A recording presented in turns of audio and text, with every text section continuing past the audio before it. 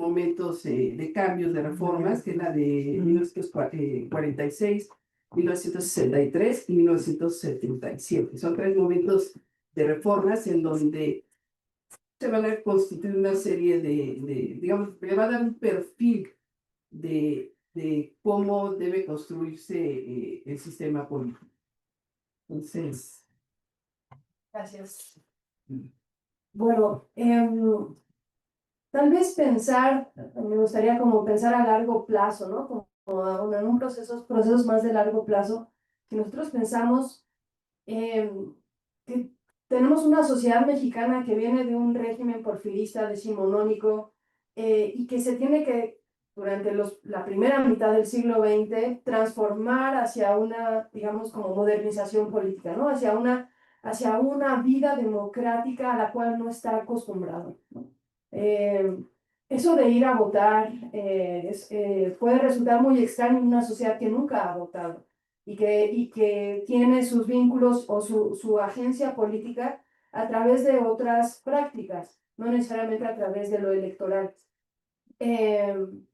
Bueno, lo vimos hace un año, ¿no? Eso de ir a votar por el Poder Judicial, pues resulta muy extraño y entonces pues nos complica la vida democrática tener que ejercer nuestro voto. Pero ahora imagínense eso después de la revolución, ¿no? Es una cosa extraña. Si lo político se había solucionado con las armas, ¿no? Con disparos en el Congreso, porque como que ahora tenemos que ir a votar y a decidir algo que pues, supuestamente nos están escuchando, ¿no? Entonces esa transformación es muy lenta, no es algo que se ve de un día para otro. La sociedad mexicana no se vuelve una sociedad de electores tan rápidamente. Y eso también nos puede dar pistas para poder responder esta pregunta, ¿no? Las reformas electorales que se van haciendo en el siglo XX responden de cierta manera también a pues a esa cultura política no electoral que existía en México, ¿no? Entonces, bueno, hay diferentes reformas a lo largo del siglo. La primera, en 1946, es una reforma muy extraña porque en realidad es una reforma que a la vez constriñe y hace dos cosas, ¿no? Constreñir y ampliar las facultades electorales. La constricción tiene que ver con que se dictamina en esta reforma que va a haber una comisión de vigilancia electoral, ¿no? Como lo que hoy en día sería el INE, pero en ese entonces pues era una comisión que estaba completamente dirigida por el secretario de Gobernación. Entonces, pues, eso es muy extraño, ¿no? Como una comisión de vigilancia electoral, pero que está ligada al secretario de Gobernación, que a su vez pertenece al partido hegemónico y al partido de Estado. Entonces, bueno, es una suerte eh, no sé, como de aberración, ¿no? De aberración de una reforma electoral. Pero a la vez esa reforma electoral de 1946, perdón, lo que hace, y a mí me parece muy interesante, es que decreta el sufragio directo, que no existía antes. Y eso es interesante porque antes de 1946 las votaciones eran de votación en grados, es decir, algo un poco más parecido a lo que tiene Estados Unidos ahora, ¿no? Es decir, uno votaba por su representante, que era aquel que iba a votar después por, digamos, la Cámara de Diputados, senadores y después por presidente. En el 46 se hace el sufragio directo. Y esto es importante porque entonces nos habla de una política de inclusión de una población electoral mucho más amplia. Y con un nivel de participación política, digamos, pues sí, más directa. Y por último, bueno, la creación del padrón electoral. Suena sencillo, pero para 1946 no es nada sencillo crear, digamos, listas de votantes que existan cuando no existía un INE, cuando no existía una forma de identificación, ¿no? Entonces, a mí lo que me muestra la reforma electoral del 46 es un intento de construir una institucionalización de la democracia vinculada a lo electoral. Creo que eso es lo que yo rescataría del 46, ¿no? En el 66, la reforma electoral que se hace responde, digamos, a un momento en donde el régimen empieza a sentir fracturas en su legitimación, ¿no? para 1966 ya han sucedido ciertos movimientos sociales que han puesto, no en jaque obviamente al régimen, pero sí le han mostrado que no tiene la legitimación con la que contaba en años anteriores. Entonces, la apertura a 20 escaños para la oposición es una forma de, por un lado, de darse cuenta y de darle una suerte de representatividad, digamos, simbólica a la oposición.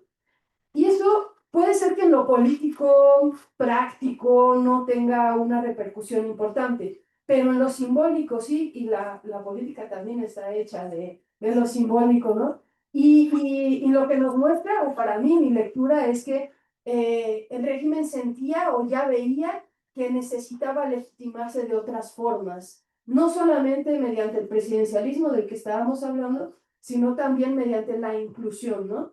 Gramsci decía que la hegemonía se forma a partir de la inclusión de la oposición en tu propio discurso. Y bueno, esta es una forma de incluir a la oposición en tu discurso. Y bueno, la reforma del 77 responde ahora sí a una clara, digamos, como preocupación dentro del régimen mismo para, digamos, volverse más democrático. La reforma del 77 es ya un preámbulo para lo que después sucederá en los 80s y la escisión del PRI, ¿no? Eh, Habían grupos dentro del partido que estaban abogando por una democratización desde adentro del partido. Y en este sentido creo que la reforma del 77 muestra justamente eso, ¿no? Hacer legales ciertos partidos políticos que habían sido ilegales, que pudieran obtener gubernaturas, ¿no? Digamos, que hubiera plurinominales, no existían antes, ¿no? Y esto va a ser una innovación importante para el momento. En conclusión, para mí cada uno de estos momentos responde a la vida política de los 40, de los 60 y de los 70, ¿no? En donde el régimen está, digamos, atento a como el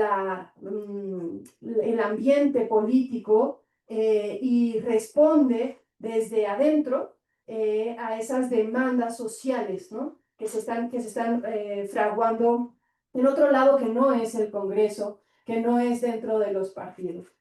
Y, y bueno, en ese sentido, entonces, reconocer que las reformas electorales pueden ser muestra de un proceso de democratización desde otra lectura, no desde los movimientos sociales, sino desde adentro del régimen mismo. André, gracias.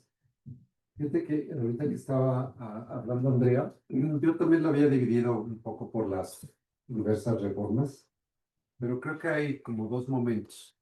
La reforma de 46, la reforma de 50, eh, de 51, de 51 cuando se crea la Comisión Federal Electoral.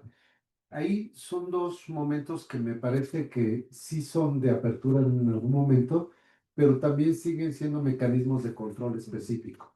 Es decir, el poder concreto de quién va a manejar las elecciones recae en la Secretaría de Gobernación. La Secretaría de Gobernación se convierte en el gran elector, o sea, decide los requisitos que tienen que cumplir los partidos y la manera en que se va a votar, la manera en que se vayan a llevar a cabo las elecciones. Porque la otra cosa de las cosas que estaba comentando Andrea respecto a la reforma de 46 es que se va a federalizar el sistema electoral. Es decir, va a caer todo el sistema electoral en el poder federal. Entonces, ahora sí es el gobierno federal el que controla absolutamente todo. Y si por el otro lado tiene un partido hegemónico que controla a todos los sectores, pues ya tiene en sus manos el control absoluto. De hecho, en esta reforma de 46, de alguna manera, una de las cosas que está discutiendo es que lo más ventajoso para el país es que hubiera solo tres fuerzas políticas, tres partidos políticos que pudieran disputar las elecciones.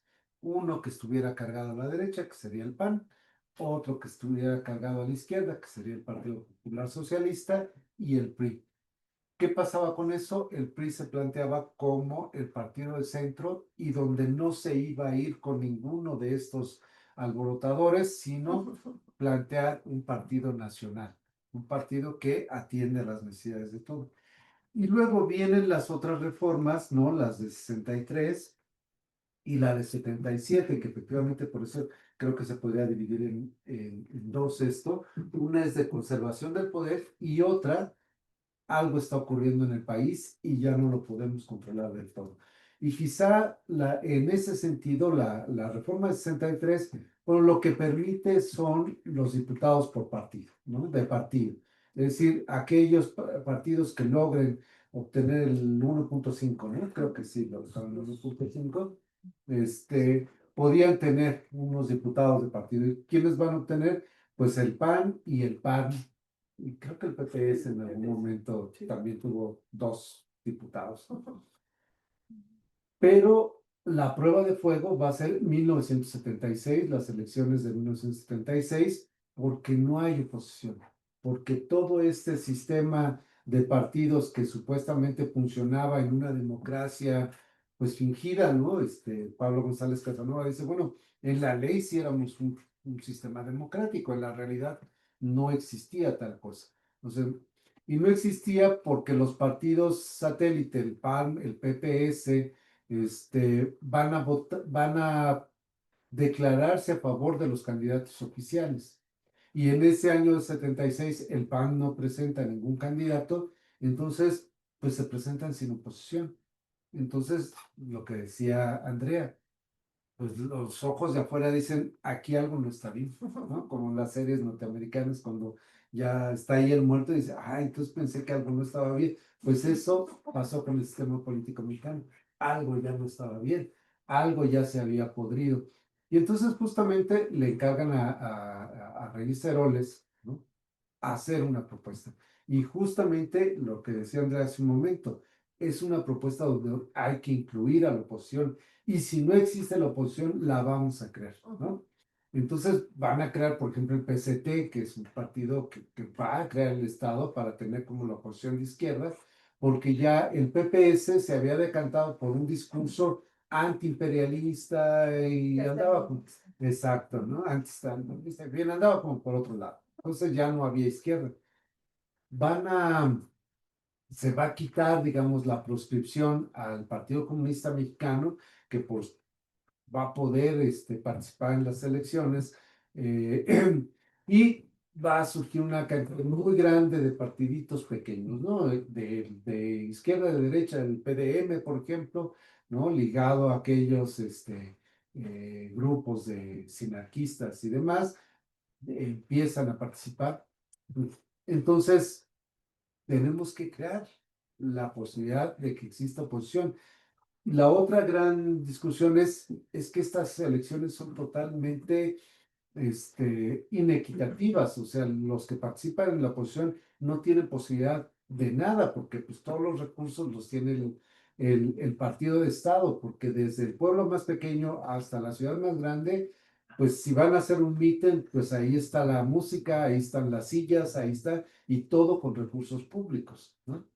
Entonces, bueno, se declaran a los partidos de interés social, y entonces también se les puede financiar. No se les va a financiar mucho, pero pues se les dan dinero. También deciden darle tiempo, aire en radio y televisión. Entonces yo me acuerdo que les dan ahí 2 minutitos a las 12 de la mañana, que ya nadie veía la tele.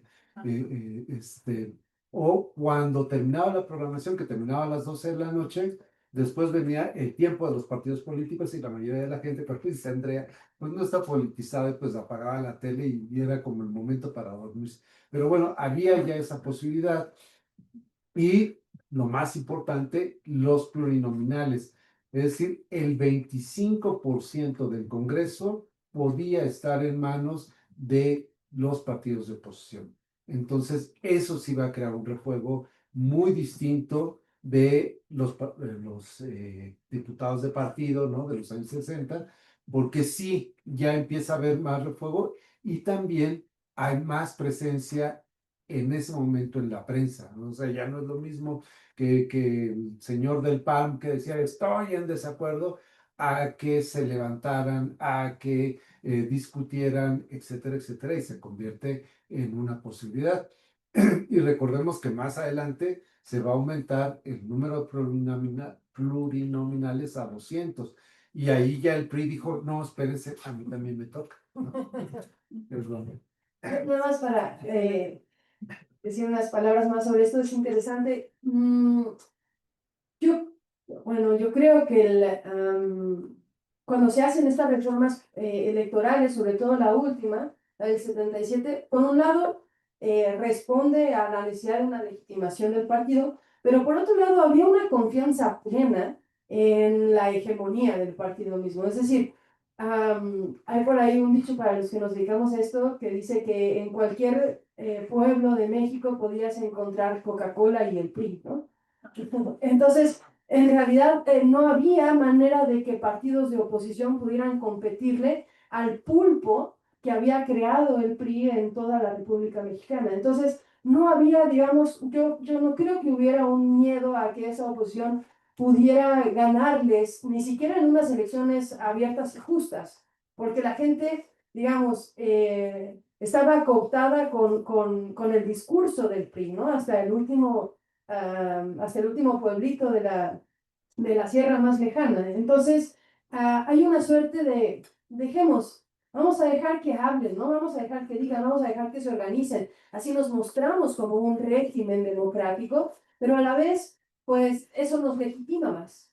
Nos legitima porque el sistema que hemos creado lo vamos a ganar, ¿no? Bueno, hasta que en realidad la ruptura viene desde adentro, ¿no? El gran cisma del PRI en los 80 es de la facción que se escinde del partido desde adentro del partido. Y eso resulta muy interesante porque normalmente solemos pensar que los partidos políticos son unitarios, ¿no? Y que las posturas dentro de los partidos políticos son iguales, y eso pues no es cierto. Hay secciones dentro de los partidos políticos que quieren ir por un lado o por otro, y la derrota digamos, como del grupo de Echeverría y de López Portillo en el 82 va a ser mortal. Va a ser mortal. Nunca más van a regresar a liderar el partido. Sí, este periodo me parece muy interesante porque también, hablando de posiciones, por ejemplo, en el caso del PAN, el PAN nace como un partido democrático, partido que va a establecer una cultura política importante. Pensando en la ley electoral de 1918, en donde no existe la figura de partido permanente. Y es una de las introducciones que va a hacer Acción Nacional. No se mira al partido como un partido efímero, solo un partido que va a organizarse para las elecciones inmediatas, ¿no? Están pensando en un proyecto político a largo plazo. Y entonces lo que van a proponer es precisamente una asociación civil que les permita mantener vigente la actividad no solo política, sino social. Eso es muy importante. En ese sentido, vamos a ver un partido moderno y creo que el PAN se adelantó a su momento, por lo menos en la cultura política mexicana. Y eso se va a ver retomado en la ley electoral de 1946. Si bien también el partido desde 1941 propone una ley electoral en la que va a considerar principalmente que haya un consejo electoral ciudadano, que haya una credencial electoral con huella y con fotografía, que se establezca un régimen de partido y también que haya un referéndum y una revocación. Entonces, eso me lleva a preguntarles cuáles serían las aportaciones que ustedes, en lo que han estudiado, ha hecho las oposiciones, porque ahora hay que hablar de plural, ¿no? ¿Cuáles serían esas aportaciones? A ver, Andrea. Bueno, lo primero que hay que decir es que no hay democracia sin oposición. Sí, no hay manera de que se construya una cultura política democrática sin que haya una oposición política electoral. Entonces, estar en la oposición o estar en el partido que no está en el gobierno es importantísimo. Es importantísimo para que para que el sistema democrático pueda seguir vigente, ¿no? Entonces, retomando un poco lo que decíamos anteriormente, en 1976, cuando no se presenta ningún otro candidato a las elecciones presidenciales y solamente López Portillo, es una muestra, digamos, política por parte del PAN, porque el PAN no quiere mandar un candidato para justamente evidenciar, digamos, pues, sí, la farsa, lo no democrático que es el sistema en sí mismo. Ahora bien, hablar de oposiciones en general me parece complicado porque hay muchísimas, ¿no? Podríamos pensar en oposiciones legales y en oposiciones ilegales, ¿no? Creo que ahí habría una primera distinción. Sí, pero por ejemplo, las guerrillas obviamente son producto de movimientos sociales, pero son ilegales, ¿no? Son ilegales en el sentido de que, bueno, no están ni quieren pertenecer dentro del marco jurídico vigente, ¿no? De hecho, lo quieren destruir, ¿no? Em, pero bueno, hablando primero de movimientos, digamos, de oposición más institucionales, claro, el primero que yo resaltaría es obviamente la creación del PAN en 1939, tomando en cuenta que además la creación del Partido Acción Nacional proviene de una movilización social previa, es decir, es una conjunción muy interesante entre una movilización social católica que ha sido derrotada en las guerras cristeras y que se transforma a partir de la dirección de intelectuales importantes como Gómez Morín en un partido político, dándose cuenta que la oposición tiene que venir dentro del juego democrático, no fuera de él. Y que eso a la larga le dará resultados, ¿no? Es como una apuesta a muy largo plazo, es tener una semilla y regarla durante muchos, muchos años para que esa oposición, digamos, llegue al poder, primero senadores y diputados en el Congreso, luego en las gubernaturas y después en la presidencia. Otros movimientos importantes que a mí me gustaría resaltar dentro de la oposición es la lucha en contra del charrismo sindical, ¿no? Hay toda una suerte de organizaciones sociales que viendo cómo los sindicatos han sido cooptados por el gobierno, luchan porque esos sindicatos funcionen como sindicatos no charros, ¿no? Como sindicatos mucho más democráticos, menos jerárquicos, menos cooptados por el gobierno. Y creo que esa es una lucha que no se nombra muchas veces, pero que es fundamental para la cultura y la vida política del país, pensando que durante estos años que estamos trabajando es una sociedad altamente corporativista. Incluso los empresarios están dentro de las corporaciones, ¿no? No son empresarios unitarios, individuales. Eso es una idea bien neoliberal de parte de los años 80, 90 y actuales. En la época que estamos nosotros revisando, los empresarios forman parte de corporaciones, como la Concamín, ¿no? Y en ese sentido, claro que la lucha y la oposición también viene desde adentro de las corporaciones, en un principio creando las corporaciones y luego tratando de democratizarlas desde adentro. Y bueno, por último, creo que yo nombraría, digamos, la oposición desde lo regional. Si bien había una centralización del poder, eso no hacía o no eximía que hubiera también oposiciones regionales, ¿no? Y yo aquí nombraría a tres oposiciones regionales muy importantes. Primero la de Almazán en los años 40, ¿no? Y la creación de una oposición muy fuerte, una crisis. Yo creo que las elecciones de 1940 son las más problemáticas de todo el siglo XX. Yo no encuentro otra, tal vez la del 2006 pudiera parecérsele, pero en realidad 1940 es un momento muy complicado, no solamente por lo que está sucediendo internamente, sino también por la coyuntura internacional, la decisión de dejar entrar o no a un tipo como Almazán que tenía rasgos fascistas. Bueno, pues eso es muy importante e interesante. Su gran, digamos, como núcleo político va a estar en Tamaulipas, ¿no? Por eso digo de lo regional. Luego está el general Enríquez, ¿no? Y todo el enriquismo en los años 50, ves que es un movimiento, digamos, de un general del ejército que busca romper con la hegemonía del PRI, si no estoy mal, es en Sonora. No. No, No, ese es no. Sonora y Salvador Nava en San Luis Potosí, ¿no? También más o menos en la misma época. Digamos, son para mí los tres ejemplos de que sí existían líderes, movimientos políticos fuera de la centralidad, ¿no? Que muchas veces suele tener la Ciudad de México en estos procesos y que están presionando, impulsando, mostrándose como oposición. Sí, hablar sobre los aportes de las oposiciones es un tema gigantesco porque pues depende también qué estemos considerando como oposiciones. Y ya, por ejemplo, Andrea nos mostró el caso de las oposiciones al interior del propio partido. Está el caso del PAN, ¿no? Que va a jugar un papel interesante como testimonio, digamos, durante muchísimo tiempo.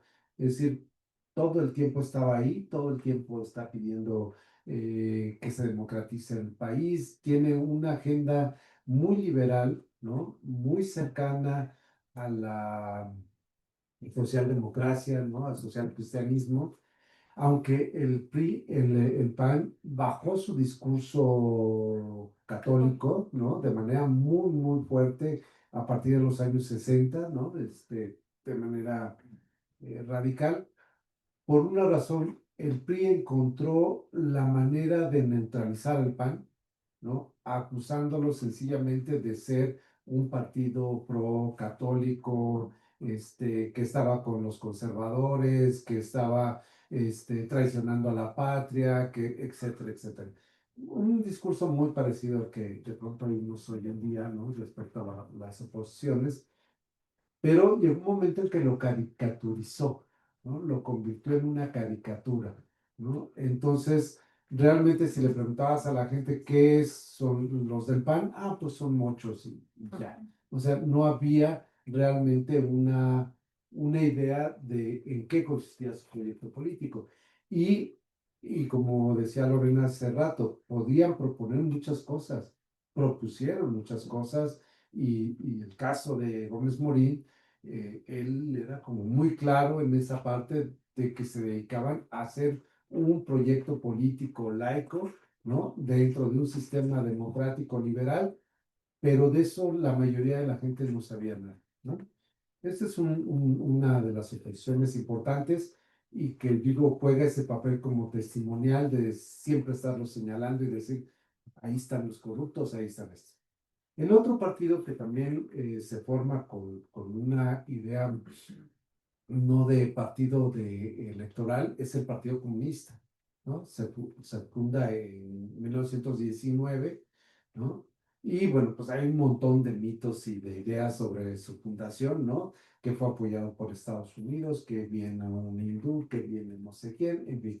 Es complicado y después tiene también unas participaciones pues a veces cercanas al propio partido hegemónico, otras en abierta oposición. Y fíjense, por ejemplo, de las elecciones, cuando llega Alemán, una de las cosas que dice el Partido Comunista, vamos a apoyarlo para que se aceleren las condiciones de transformación del país, ¿no? Y crezca el sector obrero y podamos tomar el poder. Y la diferencia con el PAN es que el Partido Comunista no ve su idea de participación electoral como lo central. La idea es cambiar el sistema, ¿no? Como muchos de los otros partidos de izquierda que se van a crear en los años 70, ¿no? Por ejemplo, quizá el PRT, ¿no? Que le va a costar mucho trabajo entrar al sistema electoral porque su idea es cambiemos el sistema, ¿no? Entonces, un poco lo que decía hace rato, hay unos que sí deciden entrar al sistema electoral, pero una vez que entras al sistema electoral, pues te ajustas al juego, ¿no? Si tú quieres permanecer afuera, pues puedes tirarle desde afuera, que es el caso de la guerrilla, que es el caso de muchos de los movimientos urbanos populares, que también fueron muy importantes. Ya está con los sindicatos, están todos los movimientos urbanos populares de los años 70, que vienen muchos de ellos como reacción del movimiento del 68 o muchos de los dirigentes del 68 se van a involucrar en este movimiento urbano popular. Y fíjense que ahí hay una cosa que le ganaron al PRI. El PRI durante mucho tiempo fue muy exitoso porque hacía mucho trabajo de gestión territorial. O sea que falta drenaje en esta colonia, iban los del PRI y decían, no se preocupen, mira, aquí la sección lo va a apoyar y vamos a ponerlo. Lo dejaron de hacer. Hace un momento venía oyendo un podcast sobre el PRI, que una de las cosas que pierde al PRI es como la soberbia. O sea, llegaron y tuvieron, ya tenemos todo el poder, o sea, ya no necesitamos convencer a la doñita de la esquina, ¿no? Que vote por nosotros porque va a votar de todos modos. Y si no vota, pues se abstiene y de todos modos ganamos. O sea, realmente estaban en ese nivel. ¿Qué es lo que hacen todos estos movimientos urbanos populares? Trabajar con el sector popular, fundamentalmente urbano, para ir ganando adeptos, ¿no? Y empieza a haber también una serie como de movilizaciones sociales, ¿no? Que van a ir como procesando una serie de cosas que ocurrieron. Por ejemplo, cuando ocurre la matanza del 68, sí hay mucha desconcierto, tal, pero no hay una reacción popular, ¿no? Realmente creo que la reacción popular van a ser las elecciones de 88, o sea, 20 años después, ¿no? Cuando ocurre el halconazo, tampoco se convierte, sí, pues ustedes ven las revistas y los periódicos de esos meses, ¿no? Las cartas que enviaba la gente a la prensa diciendo, claro, eran rebeldes sin causa, estos muchachitos ya necesitaban un escarmiento, etcétera, etcétera.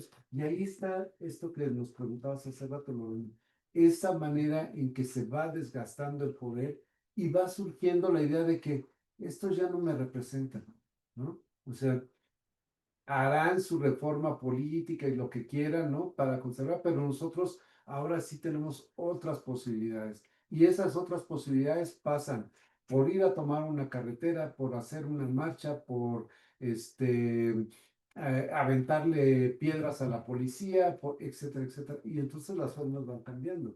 Y ahí es donde decía Andrea hace un momento, o sea, no es que cambiaron por buenas personas, porque se le estaba viniendo el mundo encima, o sea, ya había signos muy claros. Y el otro signo, fíjense que es importante respecto a lo del PAN. El PAN siempre mantuvo una propuesta liberal en términos económicos, ¿no? De disminuir la presencia del Estado en la economía, ¿no? Y que fuera el mercado de alguna manera el que decidiera las relaciones económicas. ¿Qué es lo que pasa después de la tragedia de 82 y la inflación y la crisis del 82? Pues que hay que retomar ese proyecto, ¿no? Pero no fue impuesto desde adentro, sino el Fondo Monetario le dijo, ¿quieres que te preste? Fírmame aquí la carta de intención donde tú vas a hacer tal y tal cosa. Ahora era la segunda carta. La primera la firmó Echeverría antes de terminar y la segunda la termina firmando López Portillo, ¿no? Y entonces reduces el Estado tal, a tal grado que en 1988 Salinas de Gortari se quejaba, no, Cloutier se quejaba de que Salinas de Gortari le estaba robando sus propuestas. Es decir, fue el cambio total y entonces ahí teníamos ya un cambio en la concepción económica, en la concepción ideológica y en la manera de manejar las cosas, porque entonces también el Estado ya no podía dar regalitos, ya no podía dar tortillas gratis, ya no podía dar todo. Eso probablemente en poco tiempo va a pasar. El Estado no tiene suficiente dinero para estar regalando dinero, cosas, es decir, todas las preventas terminan por acabarse en algún momento, ¿no? Se hizo una descripción de los factores internos, pero también hay factores externos. En este periodo que estamos revisando, ¿qué factores, cuál era la situación de América Latina principalmente qué regímenes están presentes, que nos permite entonces, si hablar de un caso sui generis, como es el de México, o simplemente formaba parte del contexto. Esa pregunta me gustó mucho, porque justamente, Estudias eso. sí, porque bueno, yo estudio eso, pero además porque nos hace reflexionar mucho con si México y su régimen político, digamos, por revolucionario es único o no lo es. Y creo que a veces en un exceso de patriotismo solemos decir que claro que somos únicos, como México no hay otro. Pero en realidad eso no nos permite hacer paralelismos, vínculos, comparaciones con otros regímenes de la misma época, que tal vez nos darían muchas más herramientas para poder respondernos preguntas sobre el propio sistema político mexicano. Y en ese sentido yo más o menos pensaría que hay tres digamos, periodos grandes en donde podemos ver las similitudes que tiene México con otros casos, sobre todo en América Latina, ¿no? Primero tenemos el periodo de 1920 a 1940, que es el periodo que, digamos, en una perspectiva más mundial se caracteriza como el periodo de entreguerras. Y en ese sentido, en este periodo, México tiene ciertas similitudes con varios regímenes políticos. Por ejemplo, hay un libro muy, muy interesante en donde justamente Andrés Orgaz, un historiador, eh, hace la comparación entre el régimen de México en esos años con el régimen de Turquía. Y se ve que es muy parecido, ¿no? ¿En qué sentido encontraríamos paralelismos? Bueno,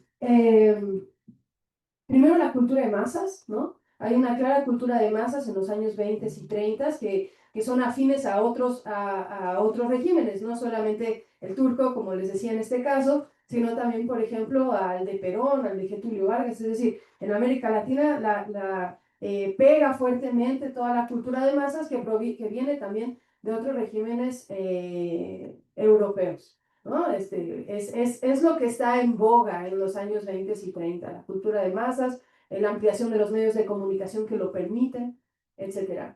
La segunda característica que en ese periodo para mí marca paralelismos es el populismo mismo, ¿no? El populismo, bueno, sí de Cárdenas, pero en general digamos, de toda la década de los 30, en relación con otros regímenes populistas de la época, como el ya mencionado Perón, hacen que nosotros podamos ver justamente estas similitudes. Y por último, digamos cómo se va conformando un sistema económico muy, muy similar entre México y el resto de América Latina, ¿no? Un primero sistema económico basado en la sustitución de importaciones, y que después, en el siguiente periodo, del 40 al 60, pues va a ser el fundamento del desarrollo estabilizador y del llamado milagro mexicano, que no es único del país, ¿no? Sino que toda América Latina, gracias a las demandas económicas que surgen de la Segunda Guerra Mundial, pues obviamente van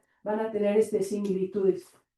En este segundo periodo, entonces, del 40 al 60, vemos el fortalecimiento del régimen, en el caso mexicano, lo cual y que está ligado, digamos, a una cultura política y económica keynesiana completamente, bien parecida al estado del bienestar estadounidense, ¿no? Y en ese sentido, pues se puede ver un paralelismo brutal entre el régimen mexicano, entre el 40 y el 60, ¿no?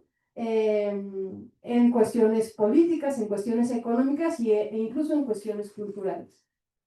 Y por último, del 60 al 80, si bien en México no hay, y ya es la siguiente pregunta, una dictadura militar como en casi el resto de América Latina, sí vemos un crecimiento del autoritarismo, ¿no? Entonces, en ese sentido, ahí también hay paralelismos. El crecimiento del autoritarismo, afianzándose, digamos, en una propuesta del anticomunismo y de la consolidación de un régimen que no va a permitir la disidencia dentro de su propio sistema, por un lado. Y por otro, también vemos similitudes con otros regímenes que van a, como México, formar parte del tercermundismo de la época, ¿no? nosotros podemos hacer muchos paralelismos entre el régimen de Echeverría, por ejemplo, con el régimen en Egipto, ¿no? El régimen en la India. Es decir, estos líderes tercermundistas, ¿no? Nehru y Nasser, que se parecen mucho, no solamente en la, digamos, como la cultura política, sino también social y económica, ¿no? Estos países del tercermundismo que van a abogar por una tercera vía, ni comunismo ni capitalismo, y que en su propio sistema van a ser parecidos.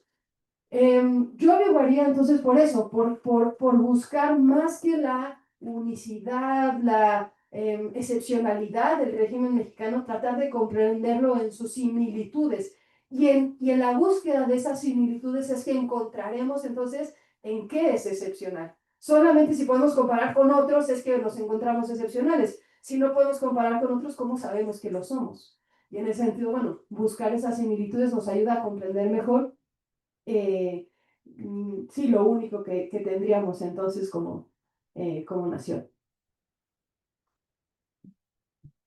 Bueno, como Andrea ya hizo la tarea y se la sabe toda, yo ya no tengo mucho que agregar.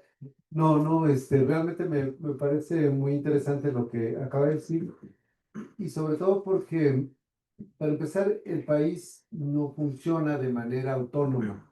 O sea, el país, como todos los países del mundo, estamos dentro de un sistema mundial que mueve fuerzas que no las podemos manejar nosotros, ¿no? Es decir, hoy en día estamos en la globalización, pero siempre hemos estado insertos dentro de un mercado, dentro de un sistema político mundial, y México ha tomado sus decisiones de permanecer, por ejemplo, dentro del bloque occidental, ¿no? Recuerdo, creo que ya cuando se funda el PRI, una de sus declaraciones es: viva la cultura occidental, ¿no? O sea, nosotros estamos de este lado y nada del otro. La otra, las formas de organización política, pues también son muy parecidas. Por ejemplo, el sistema de sectores, muy parecido a los partidos fascistas, ¿no? Claro. Eso para empezar. Y por el otro lado, este sistema em, de te doy y te convenzo de que seas parte de mi fuerza política, pero si no, te golpeo y te maltrato, pues también es muy típico de las dictaduras, sobre todo en el caso de la brasileña, de los años 60 hasta pues, los 80, ¿no? Es una dictadura que efectivamente empieza con un golpe de Estado, con un montón de muertos, en fin, pero termina siendo un sistema muy nacionalista, con una gran cantidad de concesiones, de apoyos sociales, ¿no? Y también pues con una idea de crecimiento económico. Recordemos que todavía el lema de Brasil es orden y progreso, ¿no? Sigue siendo en esa perspectiva, y ganan consensos políticos.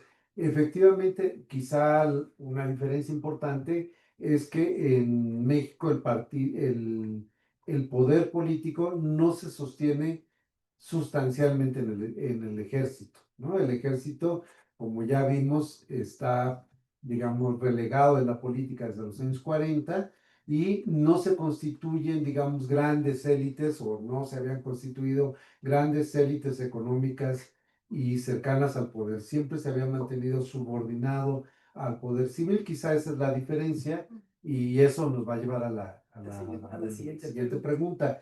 Pero entonces, resumiendo un poco, somos parte de un sistema y compartimos más o menos los mismos sistemas y los mismos problemas, ¿no? Por ejemplo, ahora que las grandes oposiciones se han atomizado, ¿no?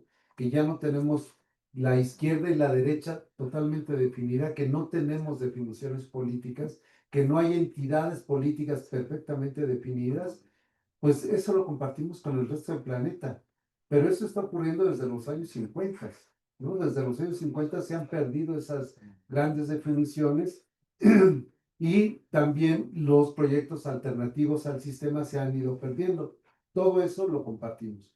¿Qué tenemos ahora? Gobiernos populistas, ¿no? propuestas de inmediatismo que permiten de alguna manera manejar y seguir manejando una política de masas, ¿no? Sin responsabilidad específica, ¿no? Es más, no le puedes pedir casi cuentas de nada porque en realidad no se comprometen con nada. O sea, yo me comprometo a que pasado mañana todos vengan con tenis de color verde, ¿no?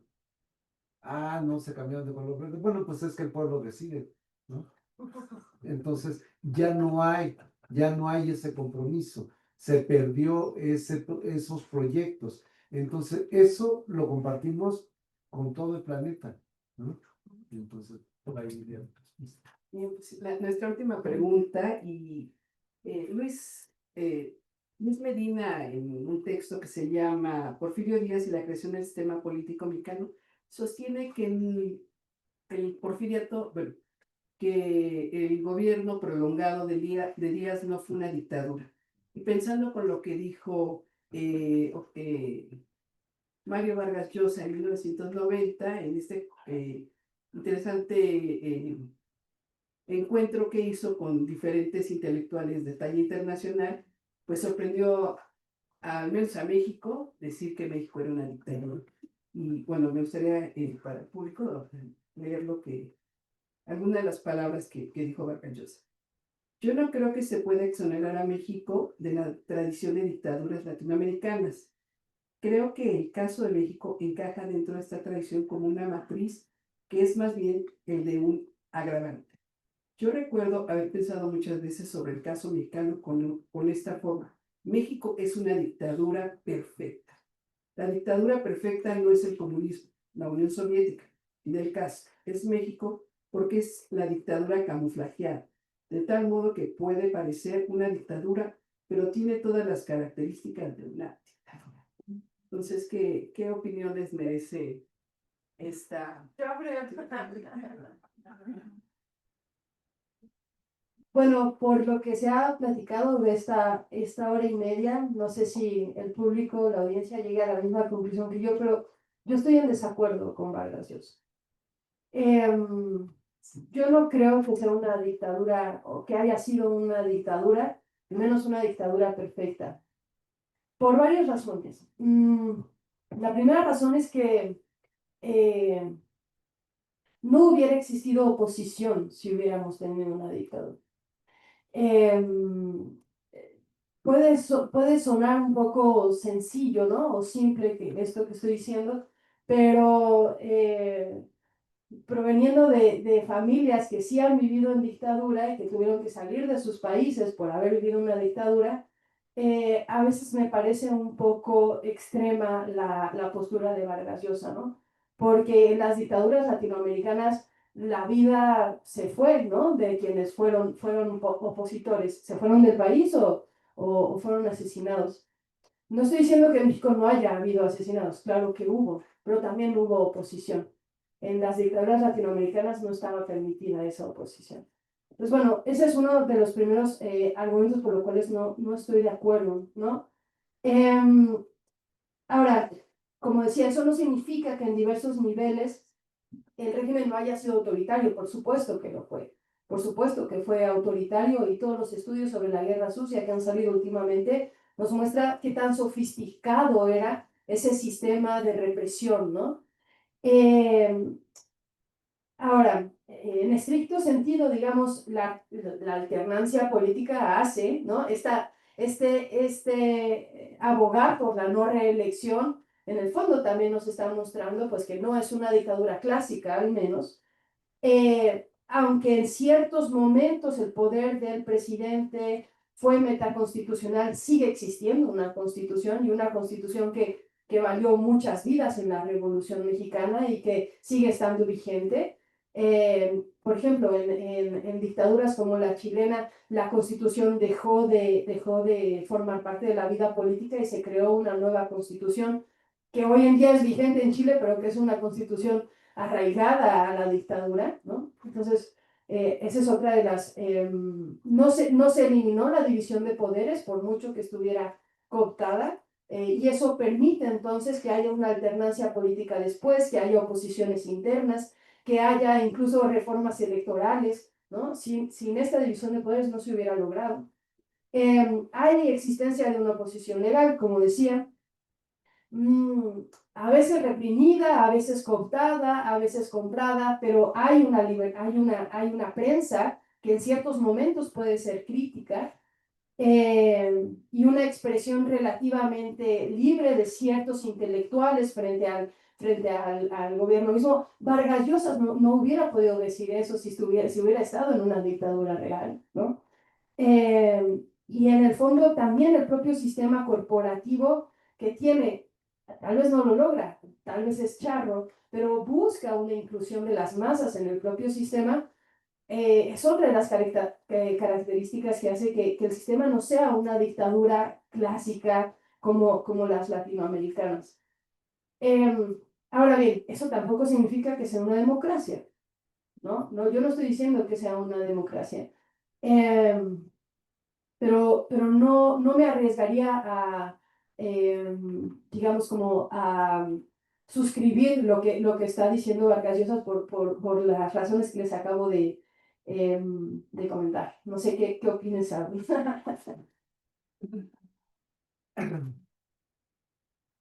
Fíjense que volví a ver el video después de la pregunta y traté de ubicar cuáles son como las razones de Vargas Llosa de esa declaración. Y me parece que Vargas Llosa desde hace ya, pues desde esos momentos, estaba en un ámbito de la política mediática, ¿no? Esta política del espectáculo, ¿no? Donde pues puedes decir cosas así muy fuertes y tienen como ciertos efectos políticos. Y su declaración, como vimos, bueno, pues sí hay como ciertas características, hay represión, hay control de la prensa, hay presos políticos, en fin, ¿no? Este, por ejemplo, ahora que tenemos un poder judicial votado de manera muy extraña, ¿no? Y donde, pues, yo podría decir, pues, eliminaron a ese poder, ¿no? Y no solo eso, sino ahora no puede criticar propiamente lo que dice el poder legislativo, ya lo puso y aunque lo haya hecho mal, en fin, no. En fin, o sea, sí hay esas características en algún sentido, pero también hay otras donde efectivamente, no sé, recuerdo el texto de Peter H. Smith, donde decía, pues es que la política en México, una de las cosas que ha hecho muy bien es cooptar a los intelectuales, ¿no? A los grandes intelectuales. Y hay una foto, por ejemplo, de Salinas de Gortari, pues con García Márquez, con Elena Poniatowska, en fin, con la élite intelectual, ¿no? Lo mismo que los pintores y en fin. Y entonces es una manera de mantener esta imagen de somos democráticos, incluyentes, ¿no? Eh, Hoy en día se está rompiendo esa posibilidad, ¿no? Estamos llegando como un nivel de exclusión de aquel que no piensa como yo, pero durante mucho tiempo el PRI lo hizo bastante bien, ¿no? Entonces, digo, bueno, tiene ese efecto mediático para lograr la atención y pues sí es como un observador externo que dice, ya se vieron que sí tienen barba y que sí tienen no sé qué, ustedes como que sí se parecen, ¿no?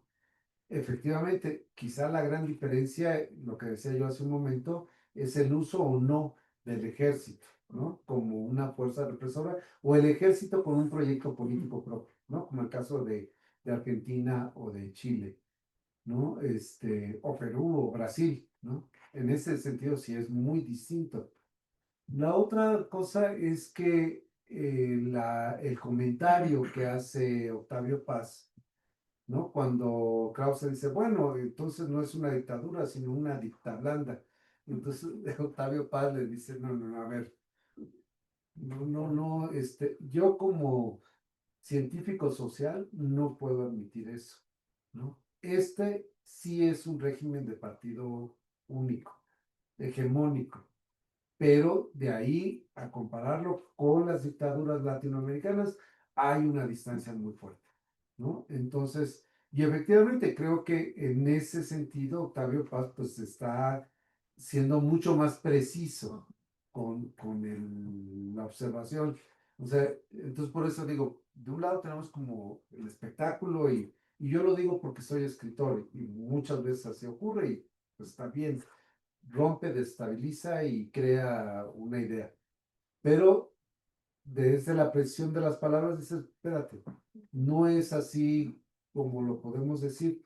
Ahora, tiene mucho más fuerza la declaración de Vargas Llosa que la declaración de Octavio Paz. Eso sin duda alguna, ¿no? Entonces, ahí nuevamente está el poder de los medios y también lo que ya decíamos hace rato. Algo ya se estaba rompiendo y entonces ya el PRI ya no podía ser esa imagen impoluta de democracia, de apoyo a las masas, de inclusión, etcétera, etcétera. Ya se estaba trastocando, ¿no? Ya se estaba desestabilizando y justamente pues poco después en 96 que tenemos ya al, a, al IFE sin la participación de la Secretaría de Gobernación, en 97 el PRI pierde por primera vez la mayoría en el Congreso y bueno, 3 años después pierden el poder. Entonces sí, ya estaba ocurriendo algo para este punto, ¿no? Es interesante, ¿no? Como en este contexto de apertura, porque al final Televisa se abre, ¿no? Y si nos damos cuenta también, al menos fue lo que yo percibí al ver este video, es que ya hay la posibilidad de hablar más allá, ¿no? Y también creo que fue una respuesta de Octavio Paz como intelectual orgánico. Digamos, si bien en 1968 renuncia por la matanza, al final se va asimilando, ¿no? Y va a haber intelectuales, pues, por ejemplo, Carlos Fuentes, ¿no? Que va a decir, pues vamos a darle chance a Echeverría a ver por dónde nos lleva, ¿no? Y creo que este es un momento en donde Octavio Paz sí es un intelectual orgánico. Pues estamos sobre la hora. Preguntas del público. A ver, la doctora Adriana, voy a pasar.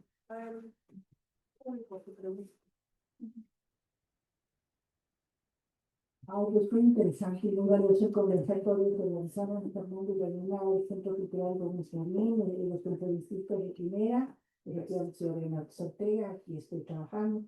Y yo pienso que en medio de todo eso que han dicho, que a mí me parece que han como profundizado, deconstruido, hablando de lo internacional y lo exterior, una cosa que yo sí siento que no, como que no se acaba de realmente de elaborar y de construir, es lo de, ¿qué es eso de neoliberal?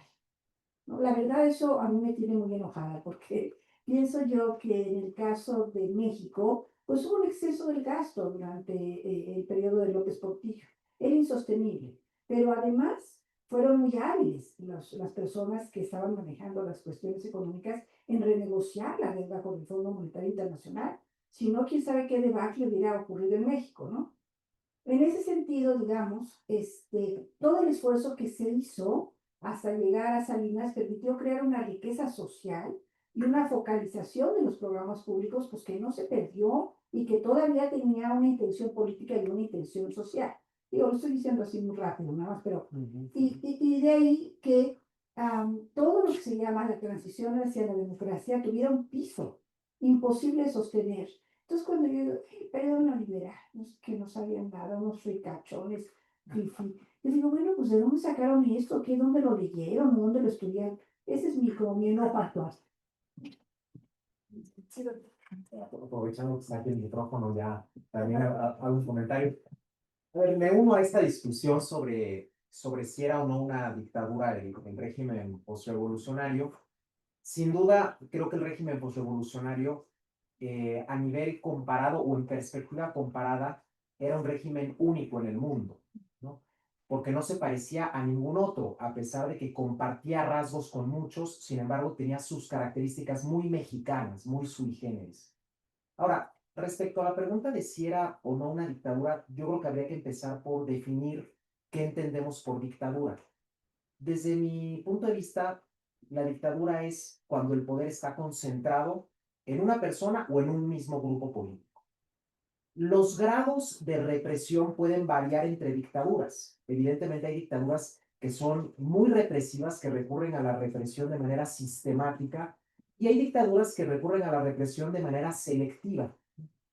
Yo creo que en el caso mexicano, si nos circunscribimos a esta definición de dictadura, sí era una dictadura en tanto que era un régimen no democrático, era un régimen en el que no existían las condiciones para poder competir libremente por el poder y en el que las libertades públicas estaban severamente restringidas. Evidentemente el grado de represión era, creo yo, en la mayor parte de los 70 años que duró, era selectivo, no era sistemático, ¿no? Es decir, reprimía cuando tenía que reprimir y cuando podía cooptar, mejor lo hacía, ¿no? Que era un poco lo mismo que hacía Porfirio Díaz. En ese sentido, un poco esta discusión que se podría aplicar también al régimen de Díaz, era un poco lo que hacía con los opositores. Si los puedo incorporar, aquella frase de Porfirio Díaz, perro que ladra no muerde y perro que come ni ladra ni muerde, ¿no? Bueno, pues eso un poco también lo hacía el sistema postrevolucionario. Pero entendiendo, insisto, una dictadura como un régimen en el cual el poder está concentrado, yo creo que México sí era una dictadura. En muchas dictaduras se tolera la oposición siempre y cuando no cuestione o no desafíe la permanencia del grupo político en el poder. Incluso había dictaduras en países del este donde había otros partidos políticos y donde había elecciones. Bueno, en Cuba hay elecciones, ¿no? Pero a ver cuándo alguien quita a la élite política actual de Cuba del poder democráticamente. Evidentemente las dictaduras pasan también por procesos y por épocas. Y ciertamente, a partir sobre todo de las reformas electorales, el gobierno autoritario mexicano o la dictadura mexicana, como lo queramos definir, fue evolucionando, se fue primero liberalizando y después democratizando. Y en efecto, al final, fue por la vía electoral como se logró la alternancia. Pero de que en los años fuertes de este autoritarismo mexicano tenía esas características, yo en lo personal creo que sí las tenía. Que era evidentemente un régimen muy diferente a otras dictaduras clásicas también. No era una dictadura clásica, no era una dictadura de un personaje, no era una dictadura de un ejército, no era una dictadura ni siquiera de un partido único, pero sí tenía las condiciones de que el poder estaba concentrado, de que no podía, de que la democracia no era una vía para alcanzar el poder, de que no existían condiciones equitativas para alcanzar el poder, y de que la oposición era tolerada siempre y cuando no pusiera en peligro la supervivencia misma del régimen. Pero bueno, es un debate que en México, que en el mundo, en la ciencia política y en la historiografía, lleva 50 años, ¿no? Es un debate en el que se metieron pensadores como Sartori, Juan Lins, muchos otros, y nadie tiene la respuesta definitiva, ¿no? Pero bueno, creo que es un debate muy, muy interesante, sobre todo en vistas a lo que se está construyendo actualmente. Exacto. Hola, buenas tardes. Muchas gracias por sus perspectivas acerca del tema, definitivamente muy vigente. Mi nombre es Valeria, estudio Derecho y Relaciones Internacionales y bueno, mi pregunta es, considerando la débil oposición que tenemos hoy en día en nuestro país, ¿hacia dónde mirar para migrar ideas o modelos de oposición? Es decir, a otros países de Latinoamérica, o porque incluso, o sea, recientemente tomé un curso de África en verano y nuestro profesor nos decía, bueno, es que en América Latina tenemos más cosas en común con África que con Europa, con Estados Unidos. Entonces, pero si miramos a los países africanos, que en donde no hay alternancia entre los poderes políticos, entonces, ¿hacia dónde mirar? ¿Hacia qué país? Y más tomando en cuenta justo este excepcionalismo del que hablábamos, que pues puede o no estar presente, ¿no? En nuestra historia. Esa sería mi pregunta. Gracias. ¿Qué balón bajas? Mi hecho la última. Yo soy Atreyu Cervantes, estudié sociología en la UNAM, y actualmente estoy en el diplomado aquí con los doctores. Y pues justamente un poco aunado al comentario del doctor Doval, justamente yo creo que es más un problema wittgensteiniano del concepto de dictadura, ¿no? Porque también el doctor nos comentaba que pues existe una diferencia entre autoritarismo y dictadura, ¿no? Y un poco fraseando a Max Weber, pues yo creo que inclusive es una cuestión del poder, de la probabilidad de que tus dichos se vuelvan hechos, ¿no? Y pues la verdad es que yo creo que Vargas Llosa, no puedo comprender la mente de Vargas Llosa, pero yo creo que se refería más como a justo que no era una cuestión de tomar decisiones colegiadas, democráticas, de masas, buscando el bien común, sino que eran individuos de un tipo de élite, cúpula, inclusive muchas veces un individuo, sin hablar en pluralidad de los individuos, hablando en este caso del presidente o del presidente del Partido Revolucionario Institucional o de sus antecesores. Y pues mi otra pregunta, me fui de adelante para atrás, pues justamente también es pues en términos un poco de geopolítica.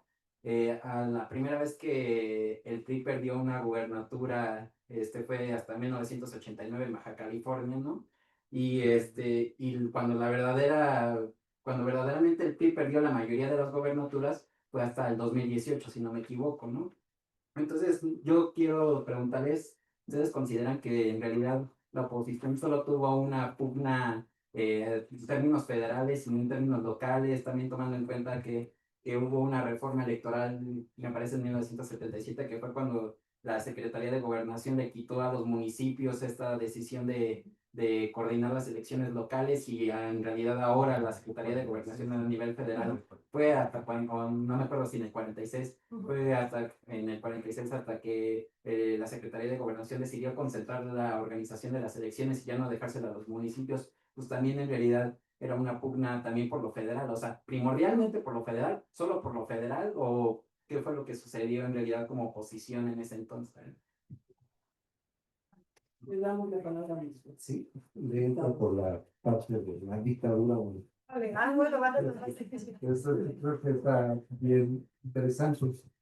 Fíjense que uno de los asuntos para definir a los sistemas políticos, si son autoritarios, si son dictaduras, si son democracias, tal, es justamente por el ejercicio de la democracia de alguna manera.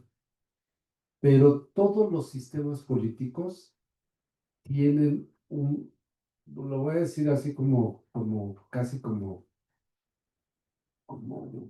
frase hecha, tienen un lado oscuro en la forma de manejar el poder. Es decir, una parte es la parte institucional, constitucional, un poco lo que decía Andrea hace un momento, ¿no? Está puesto ahí, pero simplemente podemos decir, por ejemplo, durante mucho tiempo el ejemplo de democracia fueron los Estados Unidos, ¿no? Y hoy ve uno a Trump atropellar absolutamente todo, ¿no? Y no hay institución que lo pare, que le diga que no puede mandar el ejército a Washington, D.C., que no puede mandar a estos gente de ICE a Chicago y a donde lo está mandando. Es decir, hay una parte del ejercicio del poder que rebasa casi siempre el lado institucional. Ahora, ¿cuándo se puede hacer eso? Cuando tienes la soberbia y la idea de que nadie te puede decir nada, ¿no? Es decir, les comentaba de este podcast que venía oyendo hace un momento, justamente a quien de pronto sintió que era casi como rey del país, fue López Portillo. Cuando llegó el ramalazo de la cantidad enorme de dólares y de dinero que llegó con el descubrimiento del Pozo de Cantarell, yo digo, pues, ¿de acaso no? Acuérdense que en su segundo informe de gobierno, él le pidió al pueblo mexicano que se preparara para administrar la abundancia, ¿no? Por fin vamos a ser hiper ricos, ¿no?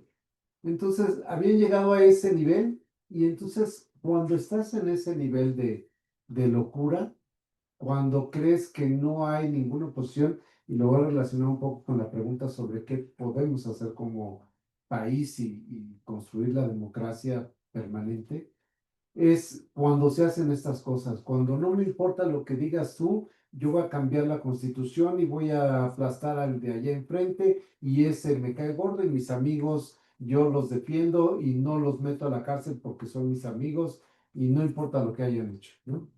Entonces, ¿eso se llama dictadura? Sí, tiene rasgos autoritarios, dictatoriales, etcétera, etcétera. Pero yo casi quisiera decir que no hay ningún régimen político, ninguno, que se escape a eso, ¿no? O sea, el ejercicio del poder suena como consejo de viejito, ¿no? enloquece a la gente, realmente, ¿no? O sea, tener poder absoluto para poder decidir sobre vidas, sobre bienes, sobre el futuro de millones. Fíjense, por ejemplo, ahorita estamos hablando del futuro de, en este país nada más, de más de 130 millones de personas. Imagínense, ¿no? Tener esa posibilidad. Entonces, bueno, por ahí voy.